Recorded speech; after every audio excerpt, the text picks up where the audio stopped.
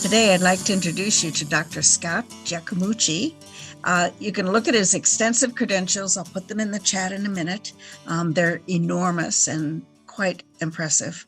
But I'm going to tell you that his expertise is centered around trauma and recovery. While he is with us, he's going to help us understand trauma and addiction recovery from an experiential approach to aid in post-traumatic growth. He's going to look at the widespread impact of trauma in relationship to addictions, mental health, well-being, organizations, and more. This is quite a topic these days, and we are so glad that you've come to tell us what you know. I bet you're going to tell us every single thing in an hour or close. Anyway, we welcome you heartily, and I know I can't wait to hear what you have to say. And if I can't wait, I know everyone else is eager to hear it too. There you go. Thanks, Susie. That's quite a lot of power you have being able to mute everybody here. I love it. I don't like that. So thank you for the introduction and for the invitation to be here with you all. I'm excited to share a little bit about what I know, what I've learned, what I've experienced. And hopefully you'll find it helpful in your recovery as well.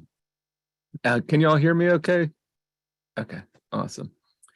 So my plan for today is that I have a bunch of information I want to get to you. So I have some PowerPoint slides I'm going to share. We'll go through some ideas related to trauma.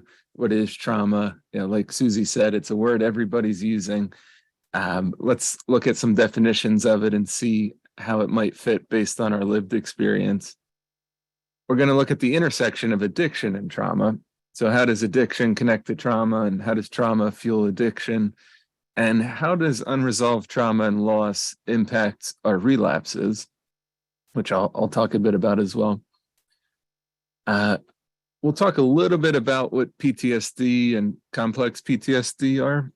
And then we're going to focus on post-traumatic growth. So post-traumatic growth is the phenomenon of growing after trauma.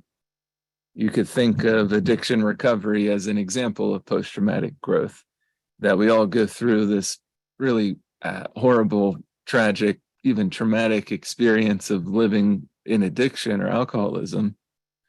And when we enter recovery, we're growing from that. So addiction recovery itself is an example of post-traumatic growth. And at the end, I'm going to do a little experiential exercise that'll have you envisioning yourself in the future in post-traumatic growth and having a conversation with yourself in the future. Then we'll have a good half hour for some sharing, questions, and discussion. So that's kind of the plan for today. So as Susie had mentioned, I specialize in trauma and addiction. Professionally, I run an outpatient trauma therapy center, and we primarily provide experiential therapies, things like psychodrama, EMDR, Gestalt therapy, and the creative arts therapies. And that's just outside Philadelphia in the United States. And then I also run a trauma program in an inpatient substance use treatment center, which I've kind of had the fortune to help start and then refine over the years mostly based on what the clients in the program said was helpful or wasn't helpful. So I really find that I learned just as much from my clients as I learned from my teachers and supervisors. Outside of that, I also have written a couple books, mostly geared towards professionals and therapists. Maybe those will end up in the chat at some point. The first book is available for free online if you're interested, and it focuses on social work and psychodrama. And the second book is on trauma-informed principles in group therapy, psychodrama, and organizations. And that book comes out about a month from now. So you'll get a little sneak peek of some information from that book today. Beyond that, I also teach at a university and do some research. And I'm also a person in long-term recovery myself. So I'm kind of coming at this from all different angles, all different roles, and all different experiences. Let's see. Oh, I'm going to need somebody to give me permission to share screen, please. I don't have so much power. Patrick has to allow you to co-host. Patrick, could you do that, please? Done. Yeah, just did it. Sorry, Scott. Should be able to do Thanks. that. Thank you. All right. So here's our title for today: Trauma and Addiction Recovery, Experiential Approaches for Post-Traumatic Growth. And one of my favorite speakers is Gabor Mate, who I'm guessing some of you are familiar with. He talks a lot about addiction and trauma, about family dynamics, relational trauma. There's this meme I found, a quote from him on the internet. It says, "Not why the addiction, but why the pain," right? And then the quote underneath here is coming from his book called In the Realm of Hungry Ghosts. He says, "Not all addictions are rooted in abuse or trauma, but I do believe that they can all be traced to painful experience. A hurt is at the center of all addictive behaviors. As we'll see, the effects of early stress or adverse experiences directly shape both the psychology and the neurobiology of addiction." So I really encourage you to check out Gabor Mate's work. He's got like hundreds of hours of free lectures online on YouTube that you can access. And he really goes into some of the neurobiology about addiction and trauma in more depth than we're going to go into today. But Gabor is one of my favorites. So I thought it was fitting to start off with these quotes. I think he just kind of nails it right on the head here, the intersection between addiction and trauma. So trauma is often an underlying cause or fueling factor of substance use, alcoholism, and even relapse. The majority of us that develop an addiction of any kind have experienced some sort of trauma, abandonment, neglect, or major loss earlier on in our life that may have directly or indirectly fueled the development of our drinking or drug addiction or any addiction.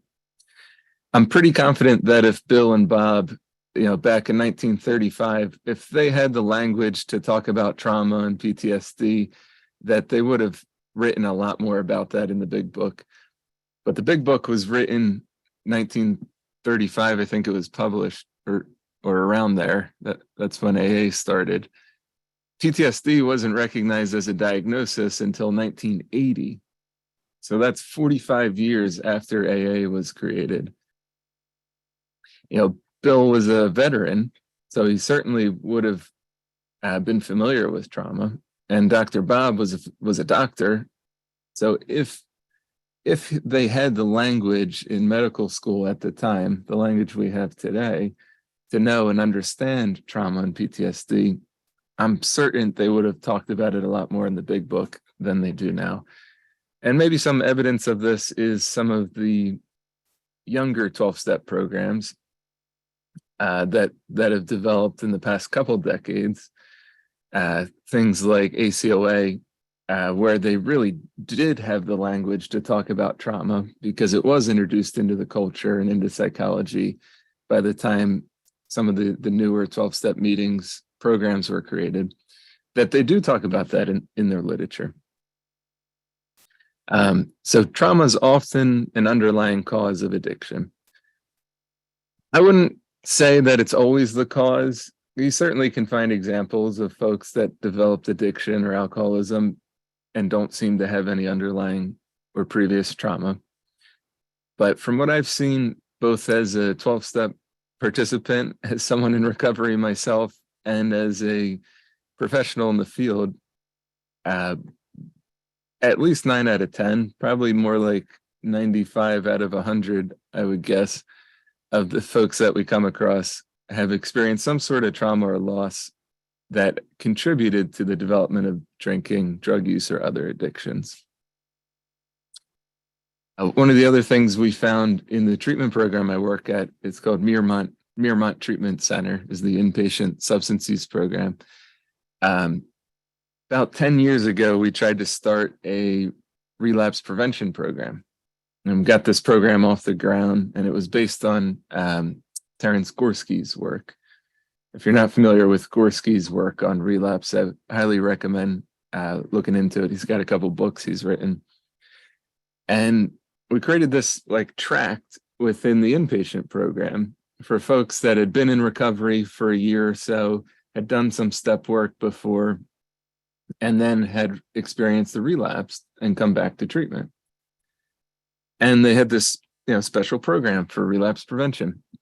And after a couple of months of this program running, one of the things that we noticed was that every single client that was in that program had unresolved trauma or unresolved grief and loss that hadn't been dealt with in any of the other treatment programs they were attending. And we started to think about how important it was in terms of relapse prevention that we're also dealing with trauma and with grief and loss. If you take a moment and just consider all the 5th steps that you've heard and all of the home group members, 12-step members that have experienced relapse,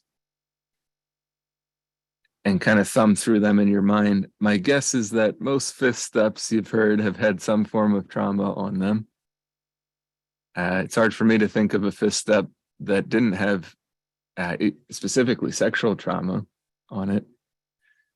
And much of folks' triggers that resulted in relapse often come back to unresolved trauma or unresolved grief and loss, or relationship issues here and now that might be connected to past relationship trauma from the past. There's a really strong connection between relapse, trauma, and loss. So trauma and loss tend to be an underlying cause of addiction. Living, the lifestyle of alcoholism and addiction can be really traumatic in itself. That sense of powerlessness, helplessness, that demoralization they talk about in the big book. I mean, that whole experience, withdrawal and detox, craving, the things we do to ourselves when we're in addiction, and the things we do to the people we love when we're in addiction, can be really traumatic for ourselves. Trauma is simply an experience that overwhelms our ability to cope. And addiction would meet that definition of trauma, something that overwhelms our ability to cope. And so the lifestyles that we live, the choices we make, the behaviors we engage in, the things we do when we're drunk or high or engaged in other addictive behaviors make us more likely to experience more trauma or loss. We're more likely to crash the car. We're more likely to overdose. We're more likely to experience violence. I think I heard recently from a psychology researcher that at least half of all violent crimes, or he may have been talking about murder specifically, half of all murders,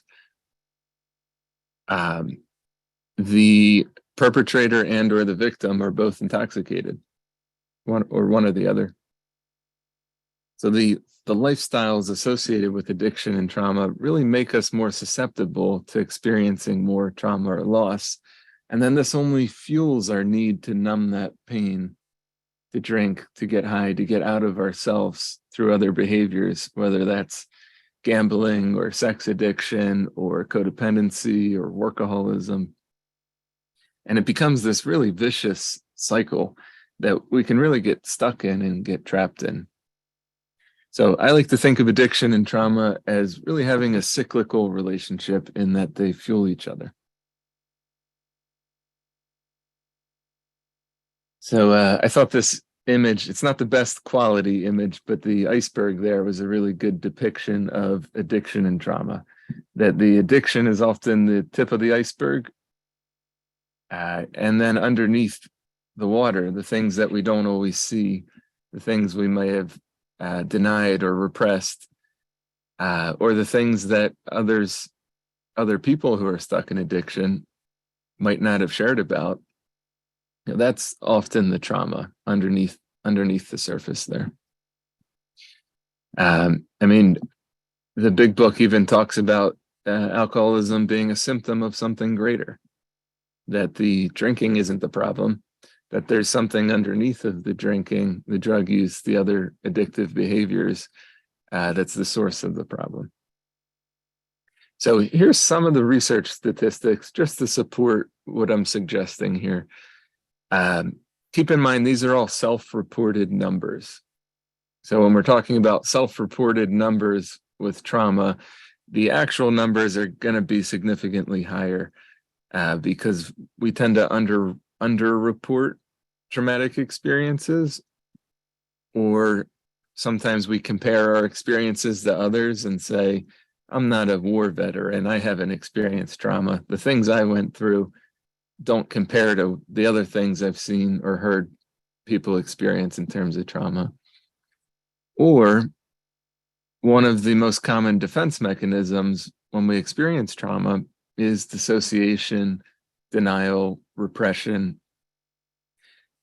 It's possible and often common that when we experience trauma, that we might completely block out that memory, block out the feelings associated with it in order to protect ourselves from that memory. And so if we're self-reporting traumatic experiences, the statistics we're going to get are going to be a bit lower than what they are in reality. Excuse me. What is the acronym SUD? What does it stand for? Oh yeah, thanks, Susie. So SUD means substance use disorder. It's the diagnosis we use in the medical community, at least in the United States, to talk about addiction. So substance use disorder is SUD. So over 70% of adolescents who are in treatment for addiction, substance use disorder, report that they have some history of trauma. 80% of women in treatment for addiction or substance use disorder report a history specific to physical or sexual assault. So that's really high number. Those with substance use disorder are 7 to 12 times more likely to also have post-traumatic stress disorder than somebody that doesn't have an addiction or a substance use disorder. So addiction and PTSD really go hand in hand. PTSD is perhaps the most common co-occurring disorder with alcoholism. And it's interesting, I often critique my community, the professional community, because we like to talk about co-occurring disorders in treatment, in addiction treatment. But when we do, we usually are talking about depression and anxiety. And rarely does PTSD get mentioned in those conversations, when really it's one of the most common co-occurring disorders. And it makes sense if you think about how trauma impacts our nervous system. It leaves us really feeling on edge, leaves our body overactive. It leaves us looking over our shoulder, hypervigilant. And alcohol is a depressant of the nervous system. It calms our body down. So it would make sense that somebody experiencing PTSD, traumatic stress, might turn to alcohol or other drugs to calm their body down. Another interesting neuroscience finding was they were looking at physical pain and how it shows up in brain scans. And they took a brain scan of somebody in physical pain and another brain scan of somebody in experiencing the emotional pain related to loss or rejection. And when they compared the two brain scans, they couldn't tell whose brain was whose because they looked identical. Physical pain and emotional pain seem to use the same mechanisms in our brain, which might be one of the reasons why drugs, especially painkillers like opioids, work so well at numbing our emotions as well. They were created for numbing physical pain, but as many of us know firsthand, they work really well at numbing our emotional pain as well. So many times we come by our substance or drink of choice pretty honestly. Sometimes it's related to the past loss or traumas that we may have experienced. So one of the groundbreaking studies that highlighted the connection between addiction and trauma is called the Adverse Childhood Experiences Study. I'm guessing some of you have probably heard of this study before. It was a really simple 10-item yes or no questionnaire. They said, before your 18th birthday, did you experience this? Yes or no? And the original study, the original questionnaire, they had just 10 questions, and they're depicted in the graphic here. There was a question about physical abuse, a question about emotional abuse, about sexual abuse, physical neglect, emotional neglect, and then these 5 questions about family dysfunction. So was there somebody in your family growing up that was suffering from a mental illness?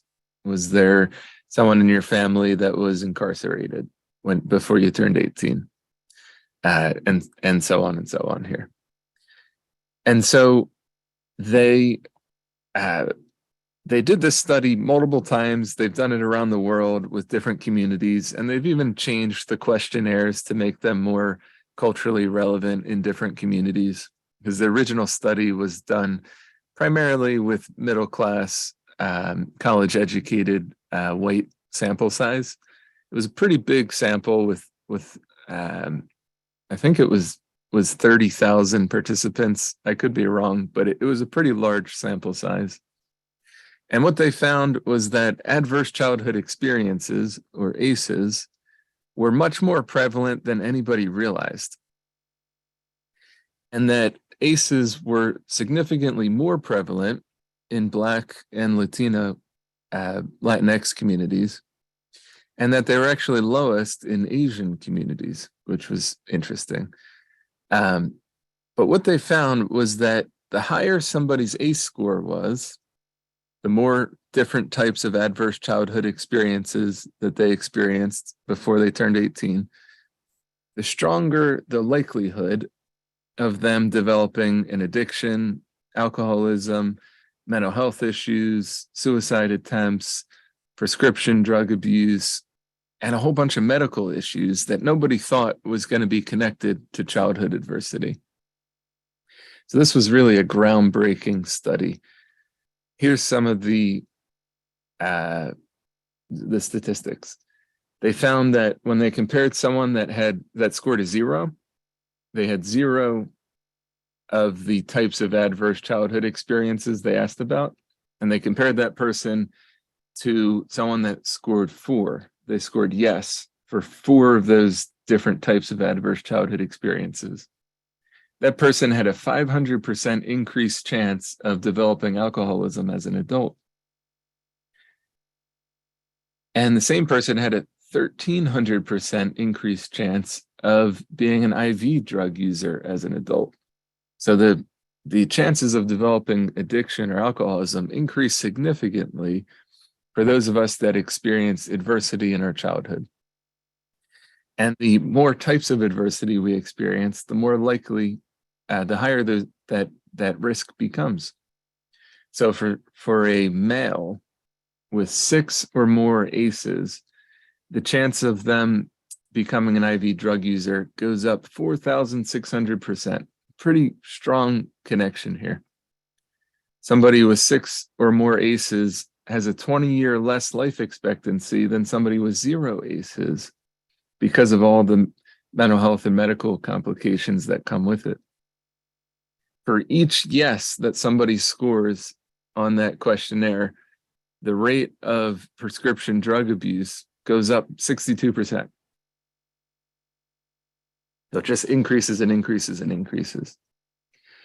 They also found things like diabetes, heart problems, lung diseases, immune system issues, digestive problems, were also correlated to childhood adversity, which I think surprised everybody. But when you think about how trauma really impacts our body, our nervous system, and leaves us on edge, it takes a lot of energy to be on edge all the time. And that stress that the body's constantly pumped with, that traumatic stress, that sense of constant hyperarousal, it can really break down systems within the body, making us more susceptible to different medical complications. So the good news is that this is just increased risks. So being in recovery certainly changes these numbers for us. And there's different things that we can do to increase our preventive factors in our lives or the lives of our loved ones to try to mitigate some of these risks. So there's been a couple studies looking at, well, what about the outliers in the study that scored high on the ACEs but did not develop mental health, addiction, or medical issues? What was unique about them or their experience? How were they able to have the resilience to bounce back from the trauma, the loss they experienced?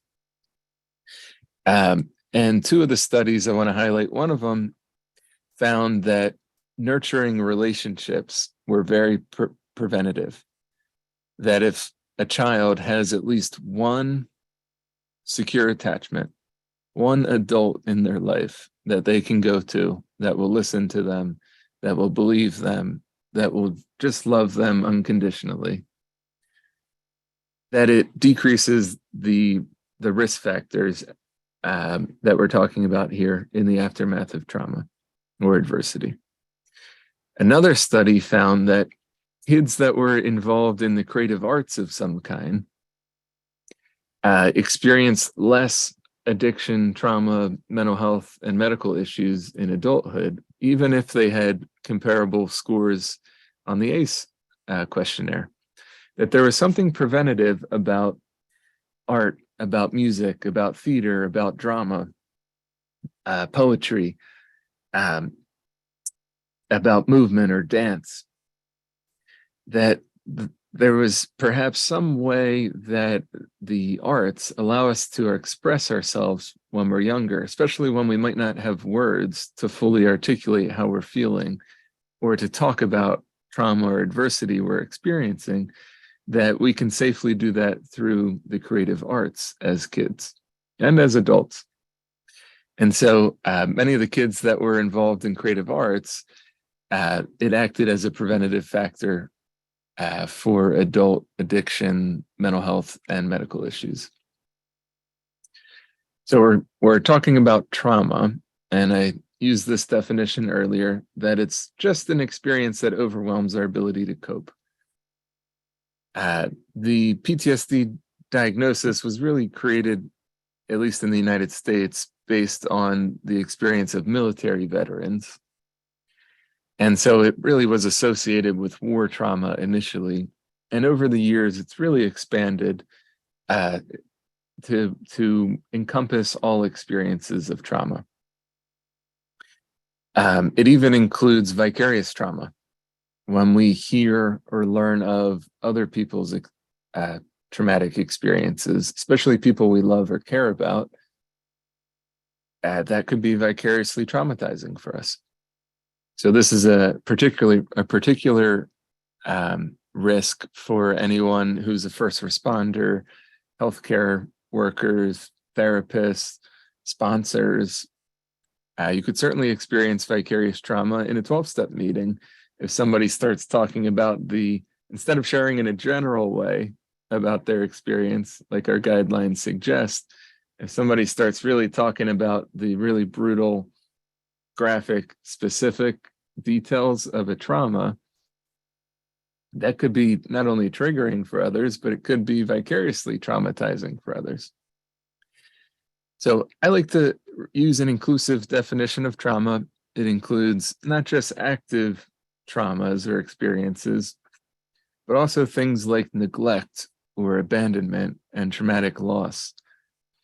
Oftentimes we neglect to consider how harmful neglect can be when we don't have our needs met emotionally or physically.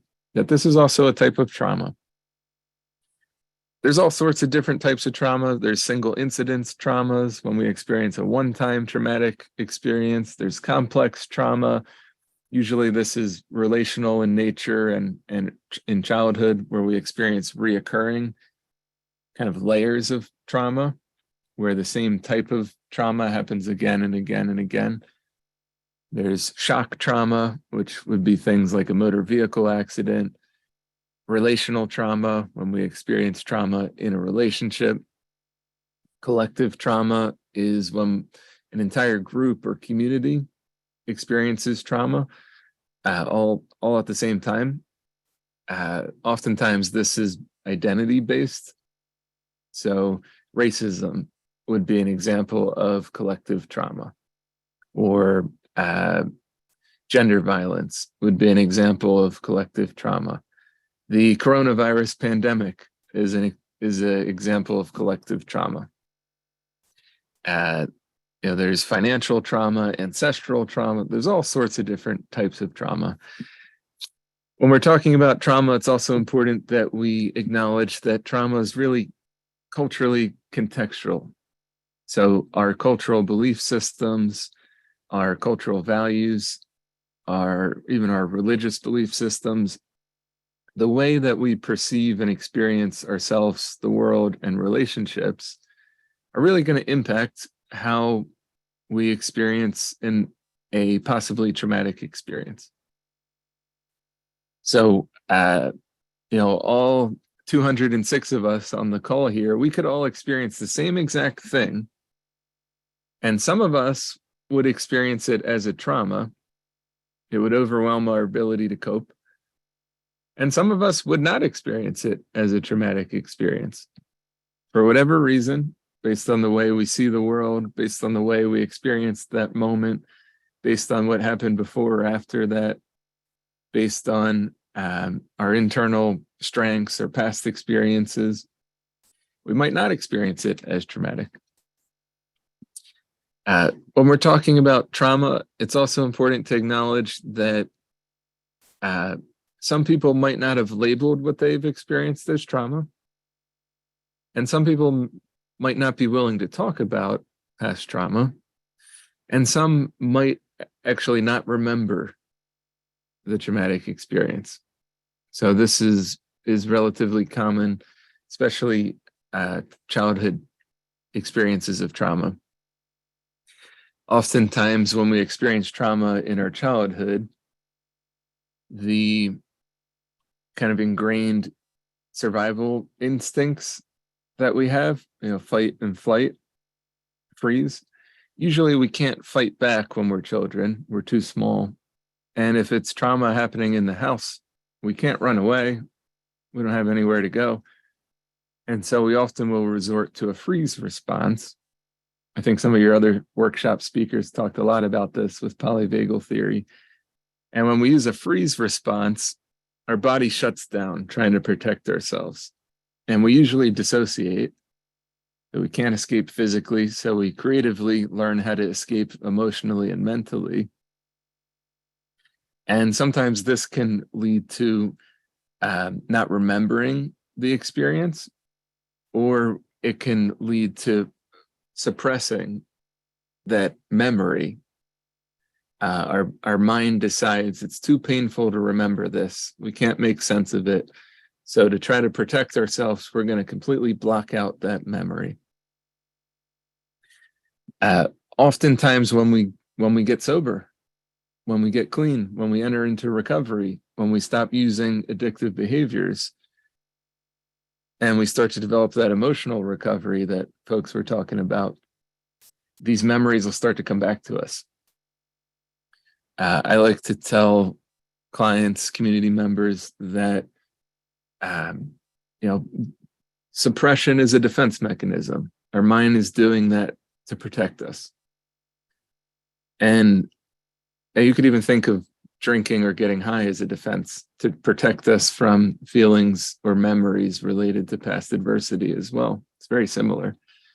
And that once we make our life safe in recovery, and we develop a support system, and we start to connect with some of our personal strengths, and we connect with a higher power, perhaps, and we make our life safe, our mind might decide unconsciously that we don't need some of those defense mechanisms that we needed in the past.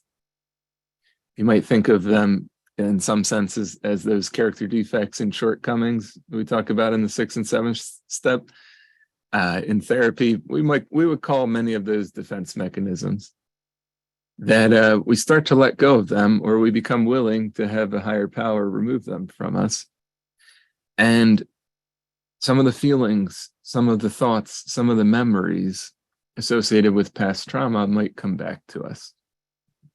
So although that can be a really painful, disorienting, and confusing process, it might be a good sign. It might mean that you've made your life safe enough that your mind decides you don't have to protect yourself from these past memories anymore, and that we have the support and the resources to remember and to process them.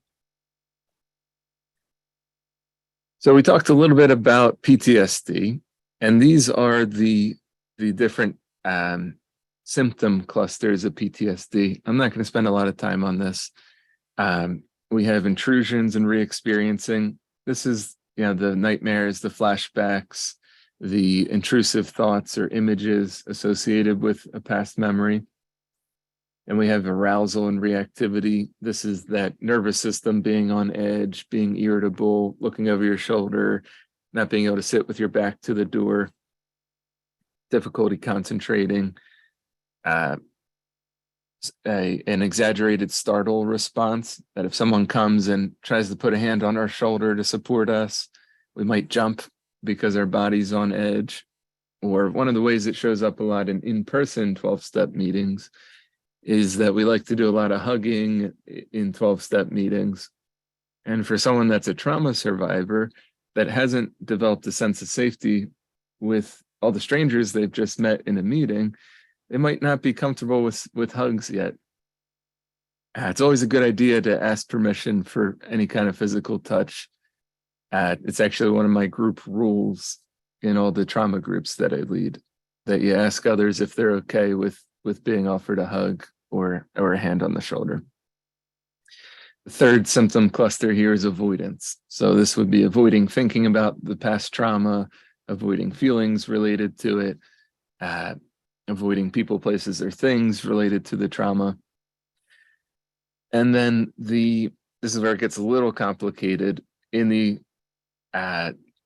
United States and in the DSM-5, which is the manual with all the mental health disorders, the newest edition of it, which was published 10 years ago, it added a fourth symptom cluster for PTSD, which was about negative changes in our beliefs and our emotions, our moods.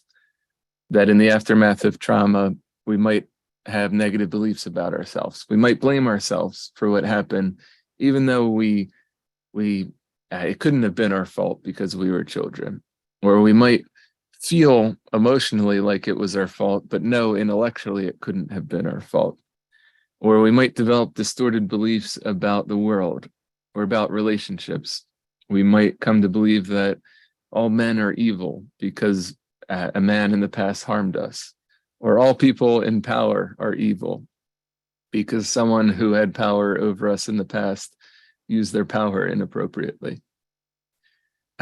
This fourth symptom cluster was not added by the World Health Organization in most international communities. So I just want to highlight that difference. Instead, the World Health Organization acknowledged complex PTSD as a new diagnosis, but the DSM rejected it. So this is a little kind of technical difference.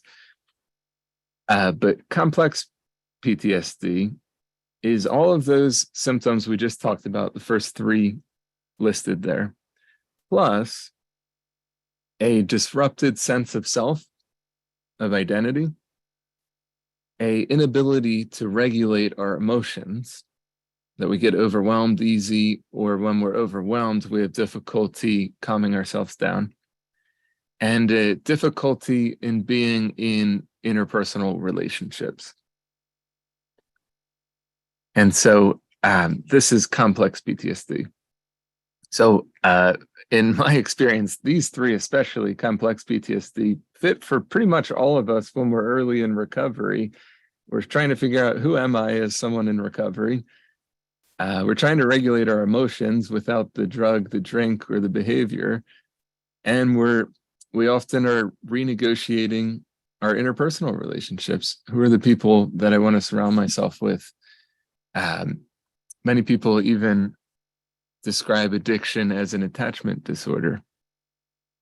That when we have attachment trauma earlier on in life, that instead of being able to go to our primary caregivers to help regulate our emotions and develop the brain circuitry to self-regulate our emotions as adults, that when that's not available in childhood, we will look to other behaviors or something outside of ourselves, like a drug or a drink or a behavior, to regulate those emotions for us.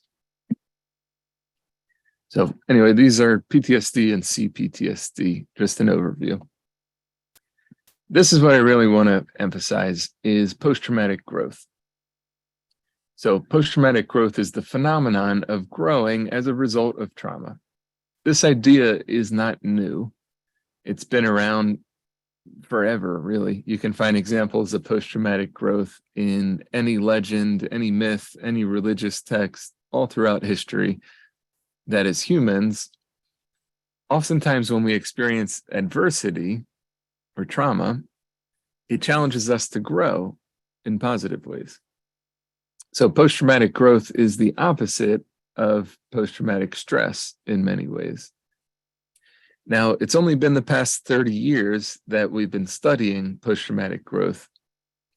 And one of the things they found in the research, which is very hopeful, is that post-traumatic growth is actually more likely, statistically more likely after trauma than PTSD is likely to develop.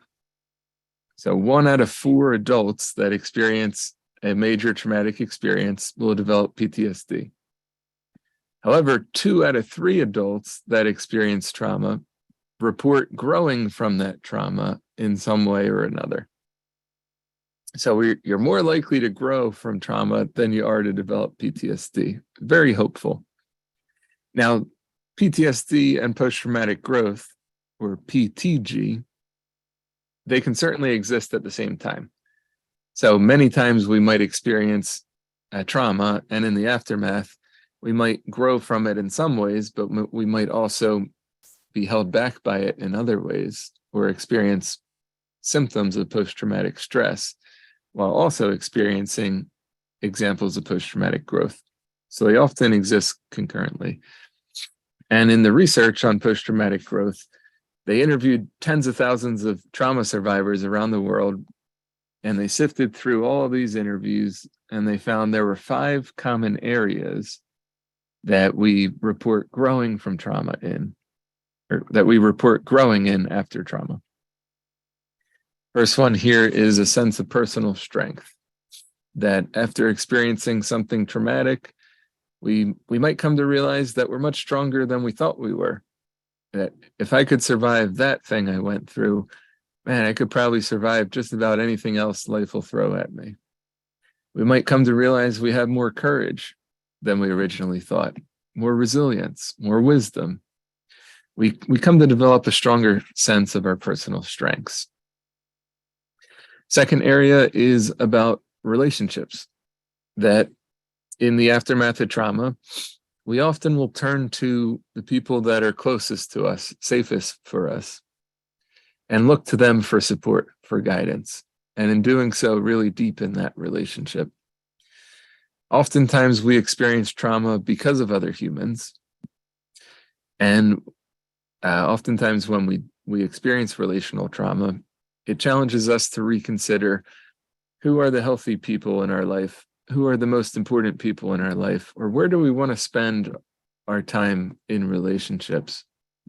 And we might reorient our priorities and focus more on the supportive people in our life than the harmful people in our life.